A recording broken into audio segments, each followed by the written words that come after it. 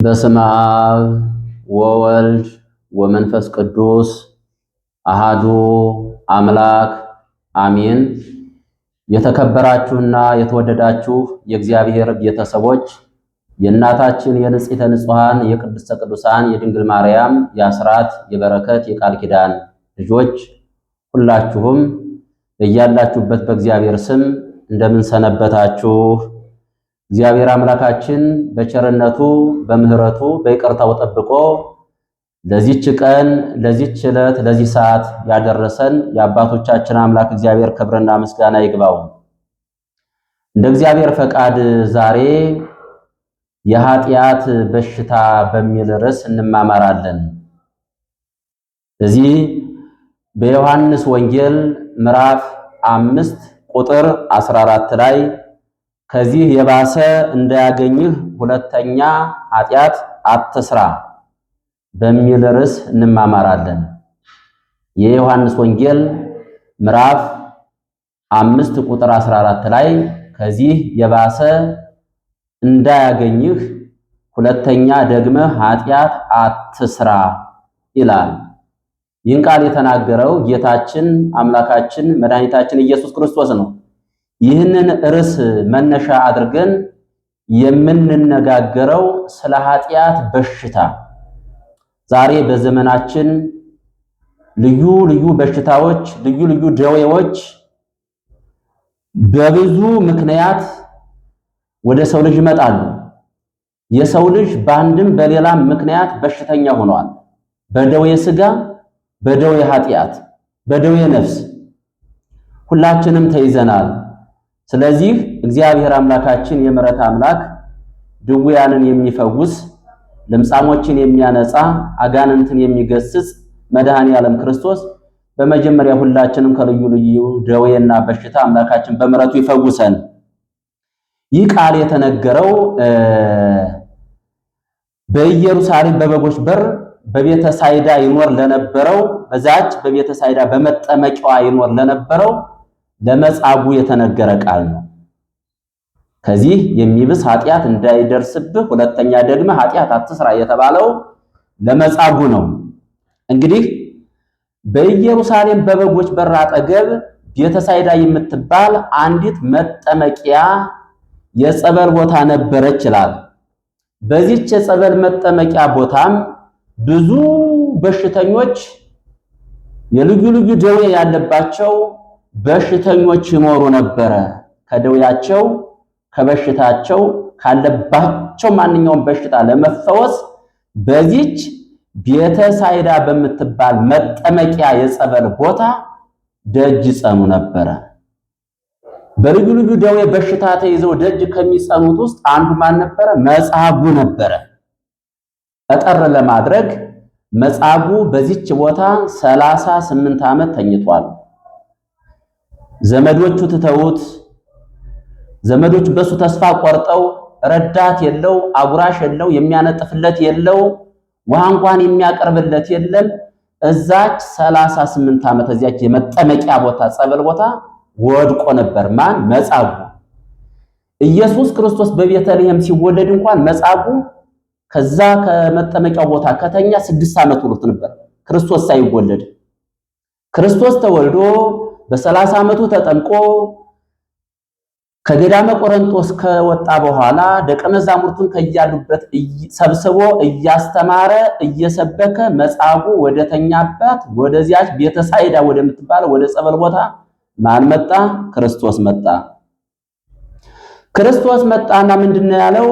ልትድን ትወዳለህን አለው መጻጉዕ። መጻጉዕ ምን አለ? ሰው የለኝም፣ የሚረዳኝ የለም፣ ወደ ጸበሉ የሚያወርደኝ ሰው የለም። እኔ ስወርድ ሌሎቹ ወርደው ተጠምቀው ይድናሉ፣ ይፈወሳሉ። ይሄው ሳልፈወስ 38 ዓመት ሙሉ እዚህ ተኝቻለሁ አለ። በዚህን ሰዓት እንግዲህ መጻጉዕ ያቀረበው ሰው የለኝም ነው። እውነት ነው፣ ሰው ያስፈልጋል። እንኳን ለበሽተኛ እንኳን ጤና ለሌለው በደዌ ሥጋ ለወደቀ ይቅርና ለማንኛችንም ሰው ያስፈልገናል። ከእግዚአብሔር በታች መልካም ሰው እግዚአብሔር ለሁላችንም ይስጠን። ስለዚህ ሰው የለኝም ባለው ሰዓት ተነሳና አልጋህን ተሸክመ ሂድ አለው። ወደ ጸበሉ ውረድ አላለውም። ተጠመቅ አላለውም። እኔ ታቅፌ ላወርድህና ትጠመቃለህ አላለውም። ክርስቶስ ምንድነው ያለው?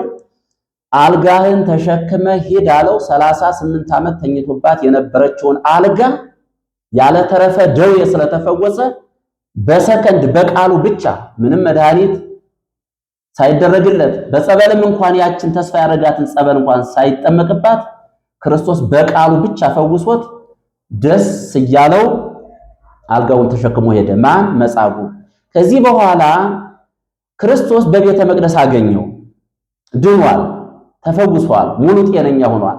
ክርስቶስ ግን ምን አለው? ከፈወሰው በኋላ አሁን ድነሃል፣ ተፈውሰሃል።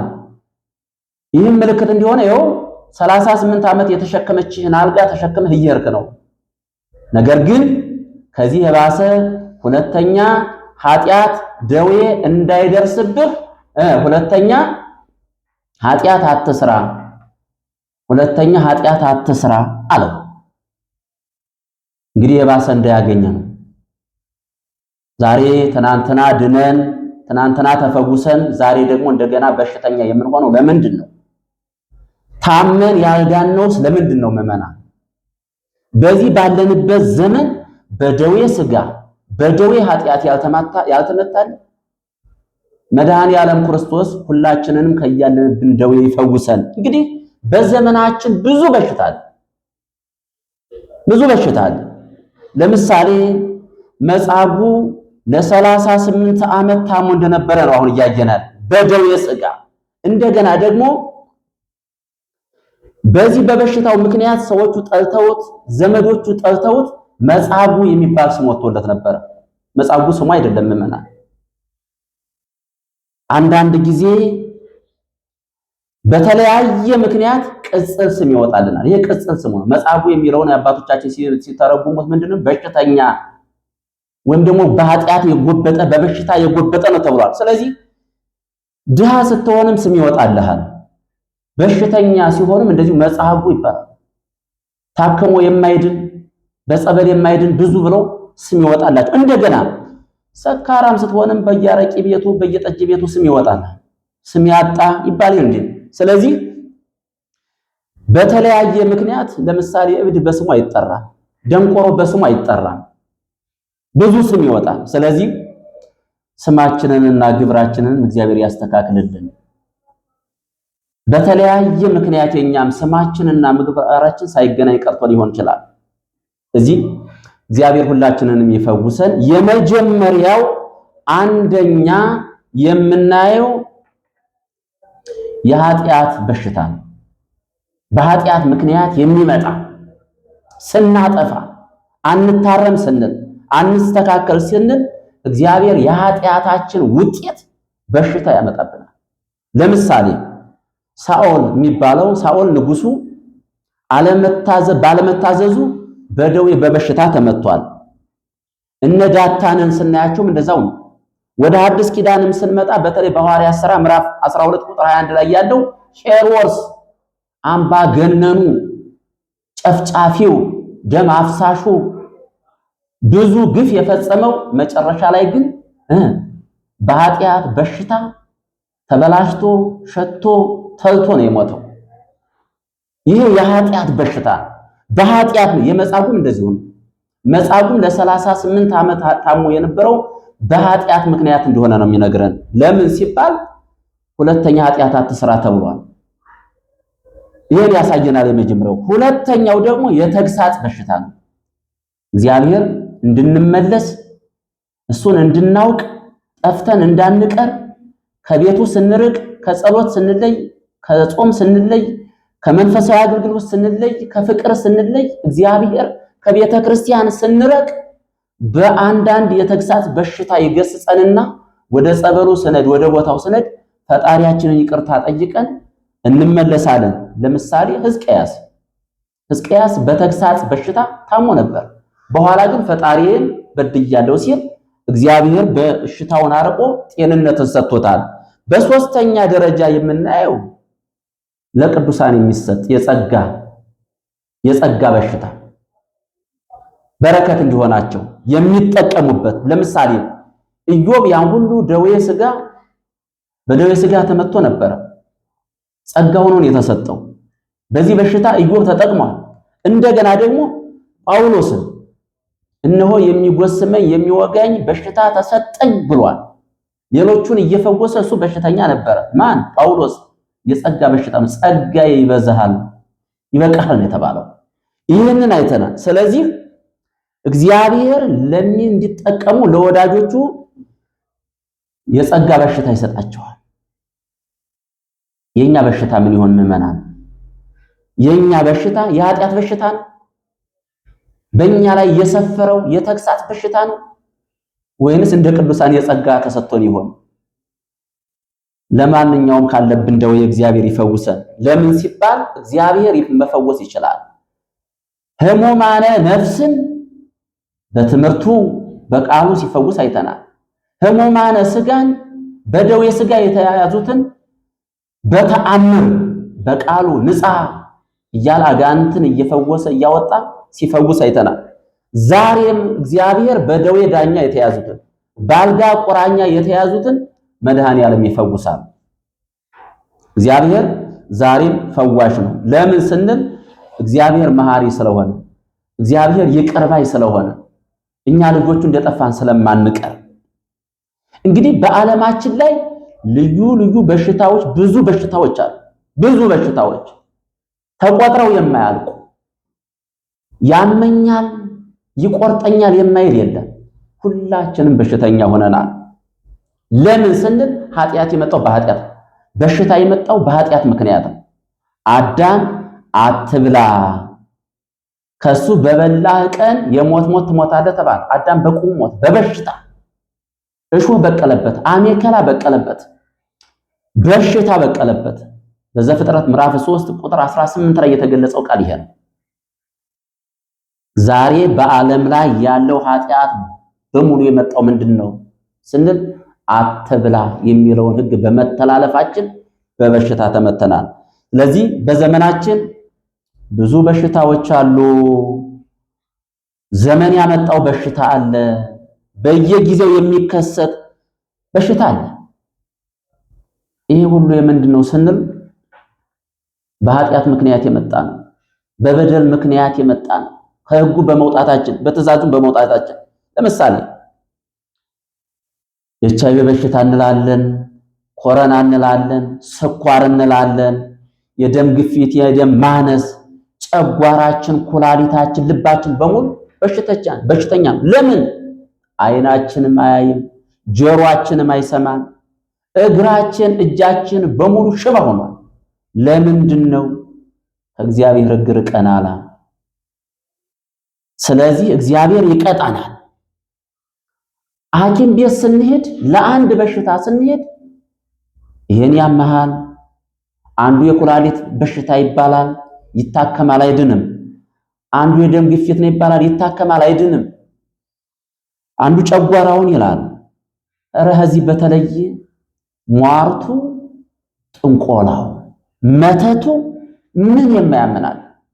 በአጋንንት በሽታ፣ የጭንቀት በሽታ አብደናል እኮ። አይምሯችን እኮ ተበላሽቷል ምዕመናን። ይሄ ሁሉ ምንድነው ስንል የኃጢአት ውጤት፣ ያለመታዘዝ ውጤት ነው።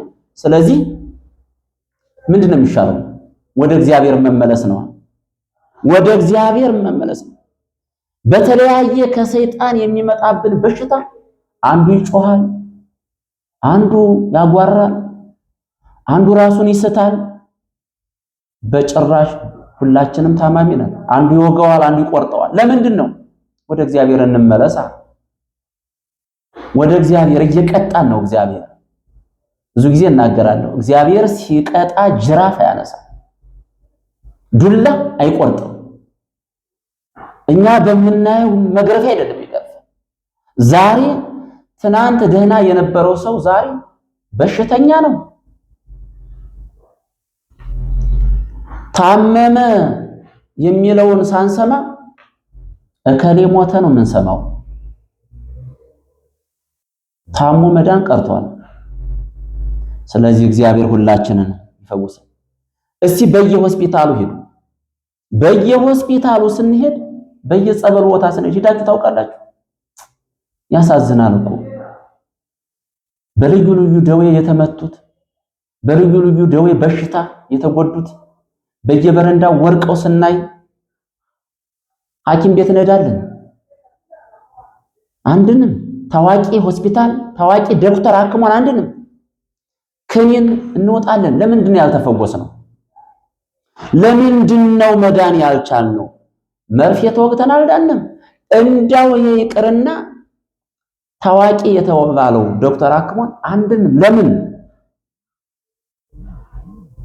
እግዚአብሔር ወደ ምሕረቱን ይላክልን። ስለዚህ ያ አትብላ ስንባል እምቢ ብለን የበላነው ዛሬ ግን በዶክተሩ ምክንያት አትብላ እንባላለን።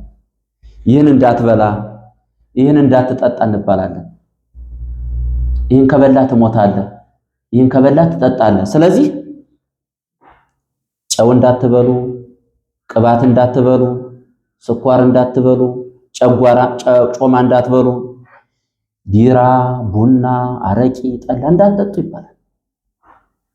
በአይን ብቻ እያየነው አይን እያማረ እንደዚሁ ለጤናችን ስንል እንዲሁ። ስለዚህ ምዕመናን እስቲ እግዚአብሔርን እናመስግን። ሆስፒታል ሄዳችሁ ያያችሁ በየበረንዳው የወደቁትን በየጸበል ቦታ የወደቁትን ስታዩ እግዚአብሔርን ታመሰግናላችሁ፣ ተመስገን ትላላችሁ። ለምን? የኛ ሁለት እግራችን ይሰራል፣ መራመድ እንችላለን። ሁለት እጃችን ይሰራል፣ መያዝ መጨበጥ እንችላለን። በእጃችን መስራት እንችላለን። አይኖቻችን ያያሉ፣ ጆሮቻችን ይሰማሉ፣ አንደበታችን ይናገራል። ስለዚህ ማን ይመስገን? ምዕመናን እግዚአብሔርን ልናመሰግነው ይገባል። በአሁኑ ሰዓት በልብ ኬዝ በተለያየ በአስምና በሳይነስ ምክንያት መተንፈስ የማይችሉ አላያችሁ? በጽኑ ሕመም ውስጥ ሆነው መተንፈሻ ተገጥሞላቸው ነፍስ ውጪ ነፍስ ግቢ። እግዚአብሔር እነሱን ያስብልን። ስለዚህ እግዚአብሔር እንዲህ ይላል፣ እኔ እግዚአብሔር ፈዋሽህ ነኝ ይላል። ማን ይፈውሳል? እግዚአብሔር ያድናል። በዘጸአት ምዕራፍ 15 ቁጥር 26 ላይ እኔ እግዚአብሔር ፈዋሽህ ነኝ ይላል። ስለዚህ ልበ አምላክ ዳዊት ምን ይላል? እግዚአብሔር ልባቸው የቆሰለውን ልባቸው የተሰበሩትን እግዚአብሔር ይጠግናል ይላል። እግዚአብሔር ይፈውሰን። በዚህ በመዝሙረ ዳዊት 147 ቁጥር 3 ላይ እግዚአብሔር ልባቸው የተሰበረውን እግዚአብሔር ልባቸው የቆሰለውን ይፈውሳል ይላል። እግዚአብሔር ሁላችንም እኛንም ይፈውሰን። ስለዚህ በዚህ በማቴዎስ ወንጌል ምዕራፍ 15 ቁጥር 30 ላይ ብዙ በሽተኞችን ወደ እርሱ አመጡ ይላል። ወደ ክርስቶስ ብዙ በሽተኞች እንደዚህ ነው የሚለው የማቴዎስ ወንጌል ምዕራፍ 15 ቁጥር 30 ላይ ብዙ ሕዝብም በሽተኞችን፣ አንካሶችን፣ ዕውሮችን፣ ዲዳዎችንም፣ ጉንዱሾችንም ሌሎችንም ብዙ ደዌ ያለባቸውን ወደ እርሱ አመጡ፣ ሁሉንም ፈወሳቸው ይላል። እግዚአብሔር ይፈውሰን። ደስ አይልም? ሁሉንም ዲዳዎችንም ተናገሩ፣ ጉንዱሾችም መራመር ጀመሩ፣ ደንቆሮዎችም መስማት ጀመሩ። ዲዳዎች መናገር የማይችሉት ሁሉ መናገር ጀመሩ። ማን? ፈዋሽ ስለሆነ ነው እግዚአብሔር። ወደ እሱ ያመጡትን ሁሉ ኢየሱስ ክርስቶስ በቃሉ ንጻ፣ ለምጻሞች በለምጽ የነደዱትን ሁሉ ወዳለው ንጻ እያለ ሰው ተአምር እስከ ሽባው እጁ እግሩ የማይሰራውን በሙሉ ሽባ እየተረተረ ተአምር፣ ይሄ ተአምር ይባላል። እንዲያምኑ ነው። እውር ሆኖ የመጣውን ሁሉ የጨለመበትን በሙሉ ክርስቶስ ብርሃን እየሰጣ ብርሃን የናፈቃቸው ብርሃን እያዩ ደንቆሮ የነበሩት እየሰሙ መስማት እየቻሉ ክፉና ደጉ ማየት የሚመገቡትን የሚጠጡትን እንኳን ማየት የማይችሉ ብርሃንን ሰጣቸው። መናገር የማይችሉት ሁሉ መናገር ጀመሩ። ማን? የሰለሉ ሽባ የሆኑትን ሁሉ እነሱን እየፈጉ በጋኔን ያበዱት፣ ጋኔን ሰይጣን ያሳብዳል፣ ዲያብሎስ ያሰራቸውን እየፈታ ጉንዱሾቹን ሁሉ እጃቸው ያበጠ የተነፉ እግራቸው ያበጠው እነዚህ ሁሉንም በቃሉ ፈወሳቸው ይላል። ስለዚህ እግዚአብሔር እኛንን የሚፈውሰን እና እግዚአብሔር መሐሪ ነው፣ በቃሉ ያድናል። በምኑ? በቃሉ ንጻ አጋንንትን ውጣ እያለ እግዚአብሔር ሲፈውስ፣ እንደገና ደግሞ እግዚአብሔር በጠበል ያድናል። ለምሳሌ ቅድም መጻጉዕን ጸበል ቦታ ነበረ፣ ግን ጸበል ሳያስጠምቀው በጸበል ብቻ ሳይሆን በቃሉ አድኗቸዋል። እዚህ ላይ ደግሞ የምናየው በዮሐንስ ወንጌል ምዕራፍ 5 ቁጥር 8 ላይ ደግሞ ልክ ቅድም እንዳየነው ተነሳና አልጋህን ተሸክመ ሄድ ብሎታል። ያለ ጠበል ማለት ነው፣ በቃሉ ብቻ። እንደገና ደግሞ በዚህ በዮሐንስ ወንጌል ምዕራፍ 9 ቁጥር 7 ጀምሮ ስናይ ደግሞ የዕውር ሆኖ የተፈጠረው ዓይን የለው የዓይን ምልክት የሌለው ብዙዎቹ ይሄ በእናቱ ኃጢአት ነው በአባቱ ኃጢአት ነው እያሉ ሲያስሟጥጡበት የነበረውን ክርስቶስ ምን አለ? የዓይን ምልክት እዚህ ኳለለት። እዚህ ዓይን ምልክት ከኳለለት በኋላ በምራቁ መጀመሪያ እንትፍ ብሎ በምራቁ ጭቃ ቦካ። በምራቁ ጭቃ ከራሰ በኋላ ኳለበት። በቃ አሁን ዓይንህ ድኗል ማለት ይችል ነበር። ግን በጸበልን በእምነትም ማደንስ እንደሚቻል ክርስቶስ ትምህርት ሲሰጠ ምንድን ነው ያለው? ሂድና በሰሊሆም ተጠመቅ ነው ያለው። ዕውር ሆኖ የተወለደው ወደ ሰሊሆም መጠመቂያ ሄደ፣ በጸበሉ ተጠመቀ፣ ታጠበ፣ ዓይኑ በራለት። ሲወለድ ሁሉ የዓይን ምልክት ያልነበረው አያችሁ። ስለዚህ ክርስቶስ በቃሉም ያድናል፣ በጸበሉም በእምነቱም ያድናል። ስለዚህ ልክ አሁን መጻጉዕን ሂድና ድነሃል ነው ያለው። ነገር ግን እዚህ ላይ ምንድነው? ክርስቶስ በቃሉ ያድናል፣ ክርስቶስ በጸበሉም ያድናል። ያ ምንድነው? ጌታ ሆይ ልጄን አድንልኝ እያለ ሲመጣ ምንድነው? ክርስቶስ እኔ መጥቼ አድንልሃለሁ አለ። እኔ አድንልሃለሁ ጌታ ሆይ ወደ እኔ ቤት ልትመጣ አይገባም፣ ቃል ብቻ ተናገር ነው እኮ ያለ። ክርስቶስ ዘወር አለ ነው ወይ? እንዲህ አይነት እምነት እኮ በእስራኤል መካከል አላየሁም ካለ በኋላ እንደ እምነትህ ይሆንልህ አለው። በዚያን ሰዓት ልጁ ዳነ። አያችሁ፣ ለመዳን ከደዌ ሥጋ ከደዌ ኃጢአት ለመፈወስ እምነት ያስፈልጋል። ትናንትናም ዛሬም እንደ እምነታችሁ ይሁንላችሁ ይለናል። ስለዚህ እግዚአብሔር ያድናል፣ እግዚአብሔር ይፈውሳል። ለመፈወስ ግን ትዕግስት ያስፈልጋል። ምዕመናን መጻጉዕ ስንት ዓመት ነው ደጅ ጸናው? 38 ዓመት። ስለዚህ በለሱን የጠበቀ ፍሬውን ይበላል ይላል ቃሉ በመጽሐፈ ምሳሌ ምዕራፍ 27 ቁጥር 18 ላይ። ትዕግስት ያስፈልጋል፣ ደጅ ጽናት ያስፈልጋል። ቤተክርስቲያን መተን ትዕግስት የለንም፣ ጸበል ቦታ ሄደን ትዕግስት የለንም። እንዴት ነው የምንፈወሰው? ምዕመናን በደዌ ነው የተያዝነው፣ በበሽታ ነው የያዝነው። ግን ደጅ ጽናት ያስፈልጋል። ጸኒያ ጸናይክው ለእግዚአብሔር፣ ቆይቼ እግዚአብሔርን ደጅ ጸናሁት፣ እግዚአብሔርን ዘንበል አለልኝ። ምሕረቱን ይልካል፣ ወደኛ ይመለከታል፣ የምሕረት እጁን ይዘረጋልናል። ስለዚህ ትዕግስት ያስፈልጋል። ያቺ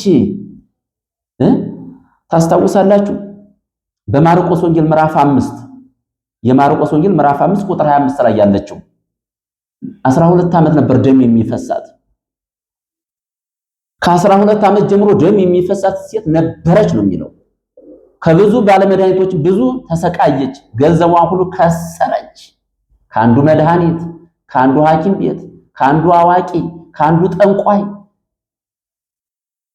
ዞረች። በሽታዋ ባሰባት፣ ልትድን ልትፈወስ አልቻለችም። ከዛ በኋላስ ወዴት መጣች? በእምነት ወደ ክርስቶስ መጣች። ወደ ክርስቶስ በሄድ እኮ እድናለሁ ብላ መጣች። እሱም ማግኘት አልቻለችም። የጨርቁን ዘርፍ የቀሚሱን ዘርፍ ነካች። 12 ዓመት ሙሉ ሲፈሳት የነበረው ደም ለመዳን ገንዘቧን ሁሉ ከስራ ድሃ ሆና የነበረችው በአንድ ደቂቃ ደሟ ደረቀ፣ ጸጥ አለ። ሙሉ ሰው ሆነች፣ ዳነች። አያችሁ፣ ይሄ ነው እምነት ማለት። ጽኑ እምነት ማለት ይሄ ነው።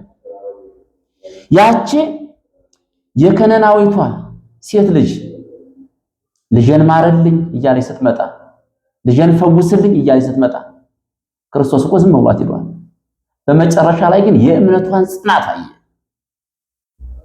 የልጆች እንጀራ ነው ያዝኩ ስላት ውሾች እኮ ቡችሎች እኮ ከፍርፋሪ ይበላሉ፣ እባክህ የፈውስህን ፍርፋሪ ለኔም ስጠኝ ብላ ስትደፋ እንደ እምነትሽ ይሁንልሽ አላት። በዛይ ሰዓት ምንድነው የሚለው? ልጇ ዳነች፣ ልጇ ተፈወሰች ነው የሚለው። ደጅ ጽናቷን አይቶ ነው። ስለዚህ ደጅ ጽናት ያስፈልጋል። ያቺ 18 ዓመት ጎባጣ የነበረችው ሴት ደጅ ጸንታ እኮ ታግሳ ነው ያ ሁሉ። ስለዚህ መታገስ ያስፈልጋል። ለዓይነ ስውሩም ብርሃንን የሰጠ በመታገሳቸው። ስለዚህ እግዚአብሔር ዛሬም ትዕግስትን ከኛ ይፈልጋል። ምዕመናን ልንታገስ ያስፈልጋል። ደጅ ልንጸና ያስፈልጋል ለመዳን። እግዚአብሔር መሐሪ ነው። እግዚአብሔር ይፈውሳል። እግዚአብሔር ይቅር ባይ ነው። እንድንፈወስ ግን እምነት ያስፈልጋል። ምዕመናን እስቲ እምነት ይጨምርልን። እግዚአብሔር እምነትን ለሁላችን ይጨምርልን። ስለዚህ እግዚአብሔር በምን ያድናል ነው ያሉ? በጸበል ያድናል። እንደው ጸበል ያድናል። በብርጭቆ እንኳን በክዳኑ ጠጥተን እንድናለን፣ እንፈወሳለን። እግዚአብሔር መሐሪ ስለሆነ እንደገና ደግሞ በብዙ በጀሪካ እንደ እምነታቸው ነው። አንዱ በክዳኑ ጠጥቶ ይድናል፣ አንዱ ደግሞ በጀሪካ በሌትር ጠጥቶ ይድናል። አንዱ ለበረከት አንድ ቀን ተጠምቆ ይፈወሳል። ሌሎቹም ደግሞ ደጅ ጸንተው 7 ቀን 30 ቀን 21 ቀን ተጠምቀው ይፈወሳሉ። ዋናው ግን ምንድነው? እምነት ነው። አንድ ደግሞ ልነግራችሁ የሚገባው እግዚአብሔር የተግሳጽ በሽታ ያመጣብናል ብያችኋለሁ። የተግሳጽ በሽታ እንድንታረም ካለብን ኃጢአት፣ ካለብን ክፉ ነገር፣ ካለብን መጥፎ ነገር እግዚአብሔር ሊያድነን ሊፈውሰን ሲፈልግ ደዌ ዘተግሳጽ ያመጣብናል። በዚህ ምክንያት በጸበሉ ሰነድ ነፍሳችን ትፈወሳለች፣ እንኳን ስጋችን። እንደው ምዕመናን ይሄን ነው እንደው ጸጋ ሆኖ ሊሰጠን ይችላል። በሽታው ላንድን እንችላለን። የታከመ ሁሉ አይድንም። ጸበል የገባ ሁሉ አይድንም፣ አይፈወስም። እግዚአብሔር በዛ ለኛ የሚሰጠን በረከት ይኖራል። ስጋችን ባይፈወስም ግን ነገር ግን ነፍሳችን ትፈወሳለች፣ ነፍሳችን ጤነኛ ትሆናለች። ስለዚህ በኃጢአት በክህደት ውስጥ ያለነው ሁሉ እንዲፈውሰን እግዚአብሔር መልካም ፈቃድ ይሁንን። ስለዚህ ወደ ዋናው ነገር ስንመጣ የመጨረሻው መልእክት የመጨረሻው መደምደሚያ ስመጣ ምንድነው? ዋናው ደዌ ነፍስ የኃጢአት በሽታ ምንድነው? ምዕመናን ደዌ ኃጢአት የኃጢአት በሽታ ምንድነው ብስንለው አንዱ ዋናው ኃጢአት ነው፣ ክህደት ነው። እግዚአብሔርን መካር ነው ኃጢአት ወገኖች። የኃጢአት በሽታ ለሰይጣን መገዛት ነው። ጣዖትንና ጠንቋይን ማምለክ ነው ወገኖች። ይሄ ነው ትልቁ። እዚህ ነው ልንጾም የሚገባው እግዚአብሔር እንዲጠብቀን ማድረግ። ስለዚህ ተንኮለኛ ወገኖች ሁነናል። ስለዚህ ተንኮል ውስጥ ያለ ቂመኛና በቀለኛ በኃጢአት በሽታ የኃጢአት በሽታ ምንድነው ካላችሁ ሌብነት ነዋ፣ ኃጢአት መስራት ነዋ። ቂመኛና ነፍሰ ገዳይ መሆን ይሄ የኃጢአት በሽታ ነው። ስለዚህ ምን ይለናል? እመቦ ደዌ ህሊና ዘቦ ይቅረብ። በኃጢአት በሽታ ያለ በኃጢአት ደዌ የወደቀ ካለ ንስሐ ይግባ ይላል። ንስሐ ልንገባ አንተ የምትተኛ ንቃ ነው የሚለው። እንደው ሁላችንም በኃጢአት አልጋ ወድቀናል። በኃጢአት በሽታ ሁላችንም ወድቀናል። ስለዚህ ሐዋርያው ቅዱስ ጳውሎስ በኤፌሶን መልእክቱ ምዕራፍ 5 ቁጥር 14 ላይ አንተ የምትተኛ ንቃ ክርስቶስ ያበራልሃል ይላል። ሁላችንም ያብራልን። የምንነሳው በምንድን ነው? በንስሐ ነው። ስለዚህ በኃጢአት በሽታ የወደቃችሁ ብትኖሩ በንስሐ ተነሱ። በክህደት በሽታ ጣዖት በማምለክ ለጠንቋይ በመስገድ ሰይጣንን በማምለክ በዚህ በሽታ በተንኮል በሽታ በቂመኛና በዘረኝነት በሽታ የወደቃችሁ ሁሉ ተነሷ። እግዚአብሔር ከዚህ ከወደቅንበት በሽታ ሁላችንም ያንሳል። በቂም በበቀል አልጋ የተኛን ሁሉ የወደቅ እንነሳ ወገኖች። ለምን ሲባል ቤተክርስቲያን ሐኪም ቤት ናት። ቤተክርስቲያን ሐኪም ቤት ናት። ይሄን የመጨረሻው መልእክት የምነግራችሁ ወደ ቤተክርስቲያን ስንመጣ ቤተክርስቲያን ለኛ ትጸልያለች እኮ። ስለታመሙ ትፈውሳለች፣ ስለ ድውያን ትፈውሳለች፣ ስለ በሽተኞች ሁሉ እግዚአብሔር እንዲፈውሳቸው እንዲመራቸው ቤተክርስቲያን ትጸልይ። ስለዚህ ቤተክርስቲያን ሁልጊዜ ሐኪም ቤት ናት። ኃጢአት ምንድነው? በሽታ ነው። ኃጢአት በሽታ ነው። ስለዚህ የኃጢአት በሽታ ያለብን ሁሉ ወደ ቅድስት ቤተክርስቲያን ወደ ሐኪም ቤት ነው የምንመጣው። ዶክተሮቹ እነማን ናቸው? ካህናት ናቸው። ካህናት ናቸው ዶክተሮቹ። ይህን አጥፍቻለሁ፣ ይህን ሰርቻለሁ ብለን እናዛለን። ሐኪም ቤት ስንሄድ ለዶክተሩ እንደምንናገረው ዶክተር ሆይ ይህን ያመኛል፣ ይህን ይወጋኛል፣ ይቆርጠኛል፣ ይፈልጠኛል፣ መድኃኒቱ ምንድነው ስንል ካህናት ዶክተሮቹ ማስታገሻ ልጅ በል ንስሐ ግባ፣ ጾሙ፣ ጸልዩ፣ ስገዱ፣ ጸበል ተጠመቁ ትላለች። አያችሁ በካህናቶቿ ላይ። በመጨረሻ ደግሞ እውነተኛውን ፈዋሽ የሆነው መድኃኒት ቅዱስ ሥጋውና ክቡር ደሙን ትሰጠናለች፣ ታቀብለናለች። ያን ደግሞ ያለ ተረፈ ኃጢአት የምንፈወስበት ከኤችአይቪ በሽታ፣ ከካንሰር በሽታ፣ ከስኳር በሽታ ቅዱስ ሥጋውን ክቡር ደሙን ተቀብለው የሚፈወሱበት። ስለዚህ ሁላችንም በበሽታ ውስጥ ነውና ያለነው ወደ ንስሐ እንንጣ። ቤተክርስቲያን ሐኪም ቤት ናት። በኃጢአት በሽታ የወደቅን ካለን ወደ ካህናቱ መተን ምርመራ እናድርጋ። አባቶች መድኃኒት ያዙልናል። የኃጢአት በሽታ መድኃኒቱ ምንድነው? ጾም ነዋ፣ ጸሎት ነዋ፣ ስግደት ነዋ፣ ምጽዋት ነዋ፣ ጸበል ነው መድኃኒቱ። በመጨረሻ ይህን ሁሉ ካደረግን በኋላ ቅዱስ ሥጋውን ክቡር ደሙን እንቀበላለን። ከደዌ ኃጢአት እንፈወሳለን። እግዚአብሔር ይፈውሰን። በየሆስፒታሉ በየጸበል ቦታ በየበረንዳ የወደቁትን መድኃኔዓለም ይፈውስልን። እኛንም ከደዌ ኃጢአት ከደዌ ነፍስ ይፈውሰን። ወስብሐት ለእግዚአብሔር ወለወላዲቱ ድንግል ወለመስቀሉ ክቡር አሜን።